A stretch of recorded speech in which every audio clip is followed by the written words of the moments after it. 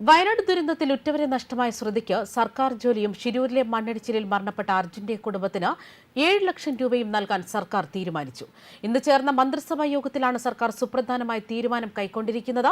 മന്ത്രിസഭാ യോഗത്തിന് പിന്നാലെ നടത്തിയ വാർത്താ സമ്മേളനത്തിലാണ് മുഖ്യമന്ത്രി ഇക്കാര്യം വ്യക്തമാക്കിയത്. അർജുന്റെ ഭാര്യയ്ക്ക് നേരത്തെ തന്നെ ജോലിയും സർക്കാർ ഉറപ്പുവരുത്തിയിരുന്നു. മാത്രമല്ല, മേപ്പാടി ഉരുൾപൊട്ടൽ ദുരന്തത്തിൽ ഉറ്റവരെല്ലാം നഷ്ടമായ ശ്രുതിക്ക് ജോലി നൽകാനും മന്ത്രിസഭാ യോഗത്തിൽ തീരുമാനമായിരിക്കുകയാണ്. അടുത്തിടെയാണ് വാഹനാപകടത്തിൽ ശ്രുതിയുടെ പ്രതിസുത വരൻ ജെൻസനും മരണപ്പെട്ടിരുന്നത്. ഈ സാഹചര്യത്തിൽ കൂടിയാണ് ശ്രുതിയുടേത് പ്രത്യേക കേസായി എടുത്തുകൊണ്ട് സർക്കാർ സഹായം പ്രഖ്യാപിച്ചിരിക്കുന്നത്. മാത്രമല്ല, ദുരന്തത്തിൽ മാതാപിതാക്കളെ നഷ്ടപ്പെട്ടവർക്ക് 10 ലക്ഷം രൂപയും മാതാപിതാക്കളിൽ ഒരാൾ നഷ്ടപ്പെട്ട കുട്ടിക്ക് 5 ലക്ഷം രൂപയും നൽകുമെന്നും മുഖ്യമന്ത്രി വ്യക്തമാക്കിയിരിക്കുകയാണ്. ദുരന്തത്തിൽ വീടും സ്ഥലവും നഷ്ടപ്പെട്ട കുടുംബാംഗങ്ങളെ ഒന്നാം ഘട്ടമായി തന്നെ പുനരധിവസിപ്പിക്കുമെന്നും ഇപ്പോൾ മന്ത്രിസഭാ യോഗത്തിൽ തീരുമാനമായിരിക്കുന്നു. മാത്രമല്ല, വയനാട്ടിൽ വാസയോഗ്യമല്ലാതെയായി തീർന്ന സ്ഥലങ്ങളിൽ താമസിക്കുന്നവരെ രണ്ടാം ഘട്ടമായി പുനരധിവസിപ്പിക്കാനാണ് തീരുമാനമെന്ന് മുഖ്യമന്ത്രി വ്യക്തമാക്കി. 1ഉം 2ഉം ഘട്ടങ്ങളായി പുനരധിവസിപ്പിക്കുന്നവരുടെ കരട് ലിസ്റ്റ് വയനാട് ജില്ലാ കളക്ടർ പുറത്തുവിടുമെന്ന് തന്നെ മുഖ്യമന്ത്രി അറിയിച്ചു.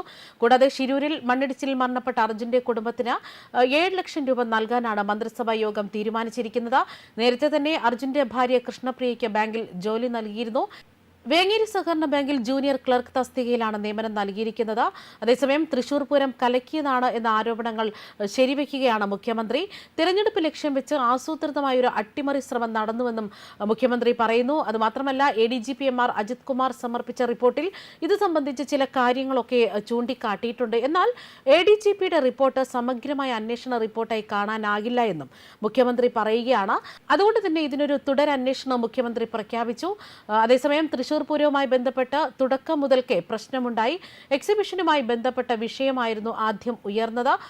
ആ ഘട്ടത്തിൽ ഇടപെടേണ്ടി വന്നിരുന്നു. അതിന് പരിഹാരമാവുകയും ചെയ്തു. കൂടാതെ ആനകളുമായി ബന്ധപ്പെട്ട ചില പ്രശ്നം പിന്നീട് ഉയർന്നു. അതും പരിഹരിച്ചു. ഇതിലെല്ലാം തന്നെ സർക്കാർ നിലപാട് എല്ലാ വിഭാഗം ജനങ്ങളും അണിനിരക്കുന്ന പൂരം കുറ്റമറ്റ രീതിയിൽ നടത്തുക എന്നതിനാണ്. ലോക്സഭാ തെരഞ്ഞെടുപ്പിന്റെ പ്രചാരണ ഘട്ടമായിരുന്നു പൂരം. അതിന്റെ അവസാന ഘട്ടത്തിൽ ചില പ്രശ്നങ്ങൾ ഉണ്ടായി. പൂരം അലങ്കോലപ്പെടുത്താനുള്ള ശ്രമമുണ്ടായി എന്നത് ഗൗരവമായി എടുത്തതുകൊണ്ടാണ് അതിനെക്കുറിച്ച് അന്വേഷണം പ്രഖ്യാപിച്ചിരിക്കുന്നത്. ADGP-യാണ് ഇതിനെ ചുമതലപ്പെടുത്തിയത്. ആ അന്വേഷണ റിപ്പോർട്ട് സെപ്റ്റംബർ 23-ന് DGP സർക്കാരിന് സമർപ്പിച്ചു. ആ റിപ്പോർട്ട് തനിക്ക് 24-ാം തീയതി ലഭിച്ചു എന്നാണ് മുഖ്യമന്ത്രി പറയുന്നത്. അതൊരു സമഗ്രമായ അന്വേഷണ റിപ്പോർട്ടായി കരുതാനാകില്ല എന്നും പലതരത്തിലുള്ള നിയന്ത്രണങ്ങൾ പൂരം നടത്തിപ്പുമായി ബന്ധപ്പെട്ട് നടത്തേണ്ടി വന്നിരുന്നു. ഈ വിഷയത്തിൽ വ്യക്തമാകുന്ന ഒരു കാര്യം, കേരളത്തിലെ സാമൂഹ്യ അന്തരീക്ഷത്തെ അട്ടിമറിക്കാനുള്ള ശ്രമങ്ങൾ അവിടെ നടന്നിട്ടുണ്ട് എന്നുള്ളതാണ്. അത് വ്യക്തമായ ലക്ഷ്യത്തോടെ ആസൂത്രണം ചെയ്ത കാര്യമായാണ് കാണാനാകുക. അങ്ങനെ സംശയിക്കാനുള്ള അനേകം കാര്യങ്ങൾ ADGP-യുടെ റിപ്പോർട്ടിൽ കാണുന്നുണ്ട്. തെരഞ്ഞെടുപ്പ് ലക്ഷ്യം മുൻനിർത്തി അരങ്ങേറിയ ഒരു ആസൂത്രിതമായ നീക്കമായിരുന്നു അത്.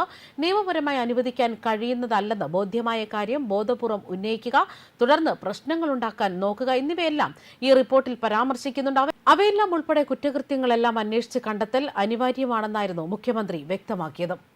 ന്യൂസ് ഡെസ്ക് കർമ്മ ന്യൂസ്.